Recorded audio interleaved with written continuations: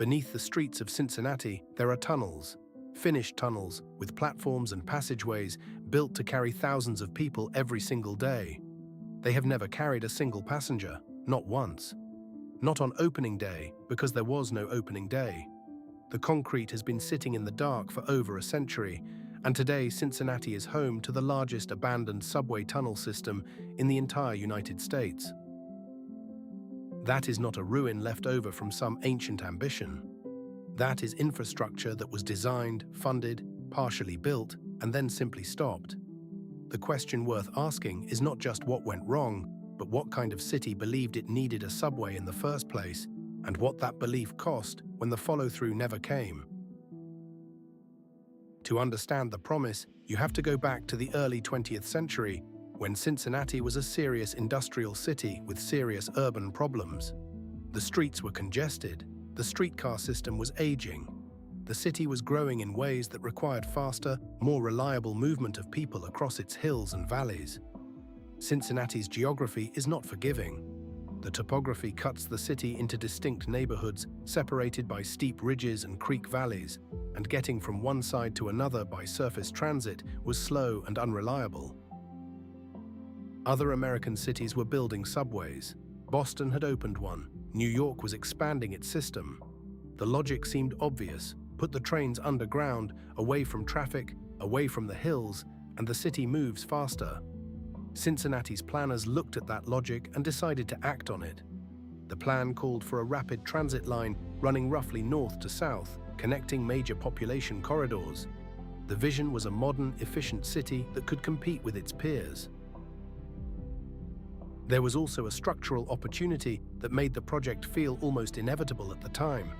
The Miami and Erie Canal, which had run through the center of the city, was already being decommissioned. The canal bed offered a ready-made trench, a natural corridor where tunnels could be built without tearing up active streets. This was the kind of alignment that transit planners dream about. The hard work of routing had already been done by geography and history. All that remained, it seemed, was to build. Construction began in 1920. Workers excavated, poured concrete, and built out tunnel sections and station shells. Approximately 9.5 miles of track infrastructure were constructed across the project's lifespan. That is not a trivial amount of work. These were real tunnels, with real platforms, built to real transit specifications. But the project ran into a problem that would define its entire history: money. The original bond funding that had been approved to build the system was simply not enough to finish it and equip it for operation. The tunnels needed trains, the stations needed electrical systems, signage, and staffing infrastructure. The surface connections that would feed passengers into the underground system needed to be redesigned. Every one of those requirements carried a price tag, and the cost estimates kept growing while the initial funding stayed fixed. Then came a turning point that cut the project off at the knees. The First World War and the economic disruptions that followed it drove construction costs far higher than anyone had projected when the bonds were approved. The funding gap was not a rounding error, it was fundamental. The city was looking at a system that would consume its entire approved budget without becoming operational. This is the mechanism that matters.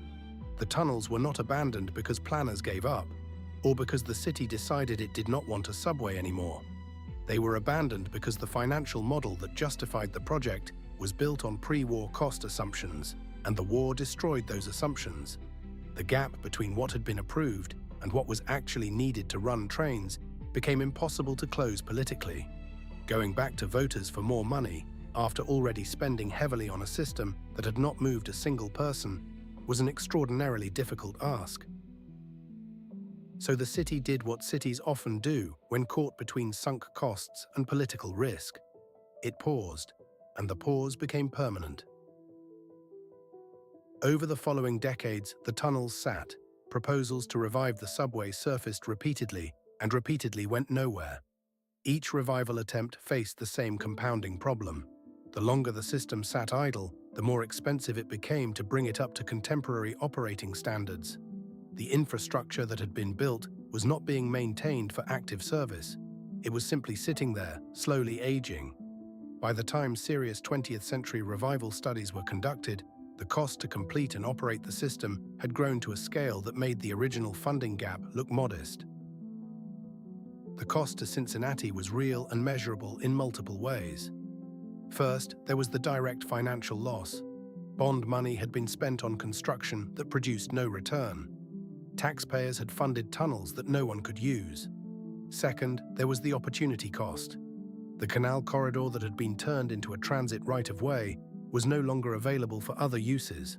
Land that might have become parks, roadways, or development sat locked in infrastructure limbo for decades.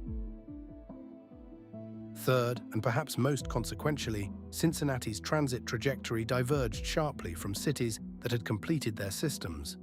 While other metropolitan areas built functional rapid transit networks that shaped where people lived, where businesses located, and how density organized itself, Cincinnati remained dependent on surface transit and eventually the automobile.